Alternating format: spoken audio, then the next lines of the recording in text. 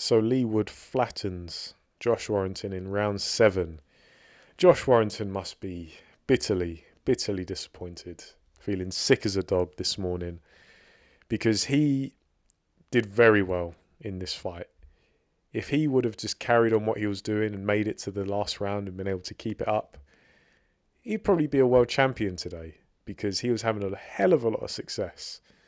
And, this was actually a decent fight. It was pretty entertaining to watch.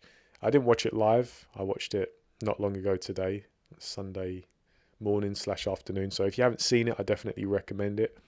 It's a pretty decent scrap. But yeah, I didn't keep a scorecard and I didn't even do a pre-fight video on this fight. Although I did, like many people, pick Leigh to win this fight by stoppage. I just felt like maybe he was going to be a bit too big, a bit too strong, powerful, and eventually he would catch Josh Warrington, which is kind of what happened. But as I say, Josh Warrington had a hell of a lot of success. He really brought his A game. So you got to tip your hat off to him. And, it just goes to show how when you're in there against a puncher like Leigh, who I think definitely hits harder than advertised, things can just come out of the blue. You can be enjoying round after round after round, having all your success, and then you get clipped with a punch and that's it. That's all she wrote. But yeah, I didn't keep a scorecard for this fight, but my general impression was that Josh Warrington was enjoying the majority of the success in there. I feel like he was picking up a lot of the rounds.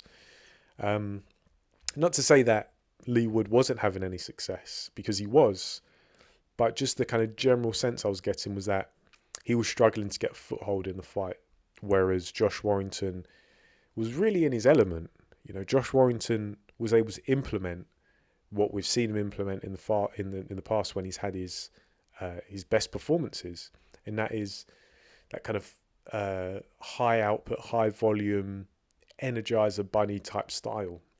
Because that's the one thing about Warrington is he's not a puncher, but he's not one of these guys who's coping. He understands that he's not a puncher, and he makes up for it by just throwing a higher volume of shots. Like, that's really what Warrington has done. Like, he doesn't, I'm sure, you don't want to let him tee off on you, but Warrington isn't a heavy puncher. He's not the kind of guy who's going to really take you out with one punch. But what he does is he overwhelms you with a high volume of punches, because that can be very flustering.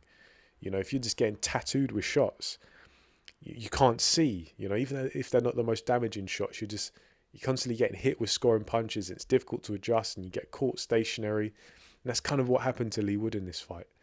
Leigh these days, he likes to kind of rely on long range, kind of sharp shooting. He's quite measured, looks to use the jab. It's quite textbook, but he has success with it because, as I say, he's a decent puncher. He's got a good construct, and he a lot of the time he is able to box conservatively quite well and line up some decent power punches. But you start to see how that can be undone when you have a guy in front of you like Warrington, who is high energy, he's high volume, and he doesn't, there is like a degree of recklessness with Josh Warrington, but that's what he has to do to get into a fight. Recently I've made videos on other fighters and other fights, and where I say sometimes the difference in a fight is one fighter is willing to get stuck in and grab a fight by the scruff of the neck, and there are some like boxing brainlets who they're like faux boxing intellectuals, and they think everything can be dissected down to a technical flaw or strength and stuff like that, and they take issue with the fact that I say sometimes it just comes down to getting stuck in, and they really like that. Me saying that really irritates them. But this is a prime example. Josh Warrington is a prime example because, yeah, he's got some quickness. He's kind of fast with his hands. He's got decent combination punching, despite being a relatively light puncher. Part of what sets Josh Warrington apart from certain competition is the fact that he has a willingness to get stuck in, a willingness to engage and impose his strengths, like his high volume combination punching, on his opponent. So you can have all the skills in the world and all the strengths over your opponent, but if you're not willing to exercise them and get stuck into the fight, it doesn't mean anything, and you can come unstuck yourself. So I'm not trying to say that a willingness to engage is the be all and end all, but sometimes pushing the issue is what's going to set you apart from your competition and give you the best chance of winning. So, just to address those, as I say, boxing brainlets, these faux intellectuals who think everything can be broken down into the technical aspect. And I love the technique. Look at the studies that I've done. I'm someone who loves to zoom in on the mechanics and the technique and how it's applied to certain situations. But even I understand that sometimes you just have to be willing to engage with your opponent and push them back and force them back and get them to fight your fight. And that is what Warrington did. Now, ultimately, it ended in disaster for Josh Warrington, because despite the success he had against the harder puncher, against the more skilled boxer, I think it's fair to say, Josh Warrington, he got caught in the 7th round. Actually, Wood was in the southpaw stance, which was something he was experimenting with. He was able to have a bit of success, but for the most part, Wood was struggling to get into a rhythm and get a foothold in the fight. But come round 7, he managed to time Josh Warrington coming in, right, left. I think it was a straight right or a right cross into a left hook from the southpaw stance. Landed flush, and he followed up with a bit of a salvo of hooks from both hands. And yeah, Warrington was flat on his back. And when I first watched the highlights initially this morning, I was thinking, that stoppage, maybe world title fight. The referee, considering the success Warrington was having, he could have let go on, because it was at the end of the round as well. If you check BoxRec, it says, round 7, 3 minutes.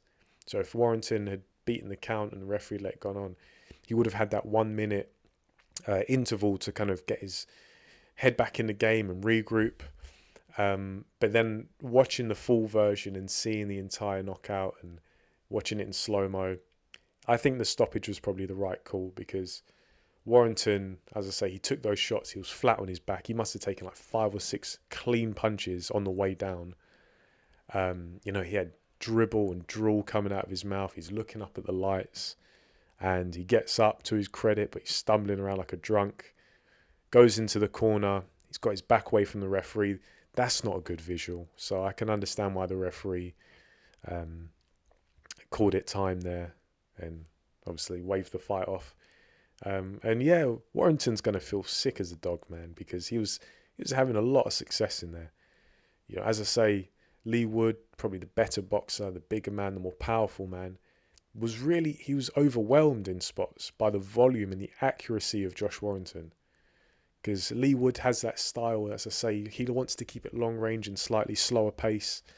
And he showed that you can have success doing that against someone like Mauricio Lara in the rematch. But Warrington is a different style. Warrington is someone who will chase you if you back up tall with your chin in the air, like Leigh Wood is guilty of doing quite a lot. Josh Warrington's going to tattoo you. And it's not going to be 1 punch or 2 punches. It's going to be 3 and 4 sometimes, because it disorientates you. And Leigh Wood, not being the most, I don't think he's got the best defensive instincts. He can be a bit stationary sometimes, and that's what Warrington was doing, is just tying him up, getting up against the ropes and just teeing off, hitting him with those not very heavy shots, but the fast shots, the accurate shots, and they're still scoring. And Leigh Wood, you got to give him credit, man, because he's like a proper old school Rocky type fighter. This fight, he was up against it. It wasn't looking good for him, but he sticks it out to the end, and then he digs in, bites down his gum shield, and takes Warrington out big time. The last fight against Lara, obviously, was a bit of a redemption rematch, because he had been flattened completely by Mauricio Lara the first time around. Showed a lot of resolve to go back in there. What was it, like 3 months later? Earlier this year, 3 months after the way he got stopped in that first Mauricio Lara fight, to come back and box ahead of Mauricio Lara like he did. That takes guts. The Michael Conlan fight last year, the way he went down in round 1, you thought, no, it's curtains for this guy. Like, just call it time now. But no, gets up, gets through the fight, takes Conlan out in round 12 dramatically. Leigh Wood, man, proper Rocky type fighter. Got to give him major credit. You got to give credit to Josh Warrington as well, because, as I say, he's not a big puncher, and he's not even the most skilled boxer. But he's found his niche, he's found his strengths, and he's zoned in on them. He's like, you know what, this is what I have to do. This is what I have to impose in a fight to win. And he does that fairly well. But obviously, boxing is a cruel mistress, and it can just take it away from you at a moment's notice. So, yeah, Leigh Wood gets the victory. And I got to say, like, Carl Froch, I like Carl Froch's commentary, and I think a lot of the time, a lot of the things he said during this fight was spot on. He was like, you know what, Leigh Wood is just, he's trying to be a bit too perfect. He's trying to be a bit too neat and tidy with his boxing. And I felt the same thing. I felt Leigh Wood, he just needs to stamp his authority on the fight. He needs to just not throw caution to the wind necessarily, but stop trying to be a perfectionist, you know? Because some guys are guilty of doing that. They fight at a slower pace with that kind of sharpshooting style. Sometimes you do just need to roll the dice a little bit, take a chance. And yeah, it's dangerous, but if you're already falling behind, what you need to do is take a risk. You know, a calculated risk, but a risk nevertheless.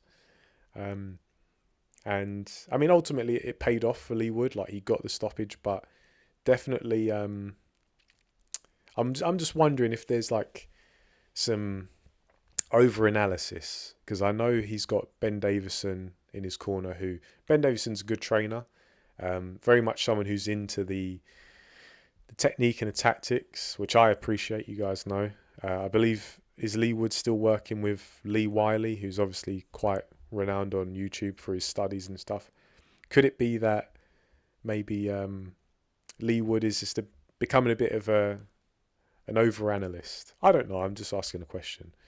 But, you know, ultimately he did get the win, got it in good fashion. And I think this is really just going to be the pattern for Leigh Wood throughout his career.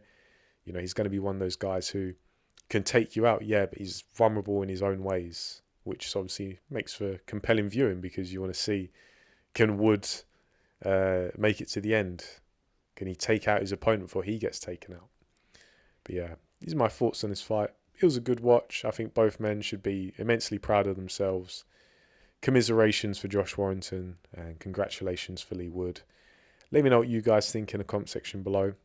Obviously, content is running a bit thin these days. I'm very busy, but I appreciate you guys obviously taking the time to watch my videos and support the channel and stuff. So thank you as always. Leave your feedback in the comment section. I'll get back to you. For now, thanks for listening, and I'll catch you in the next video.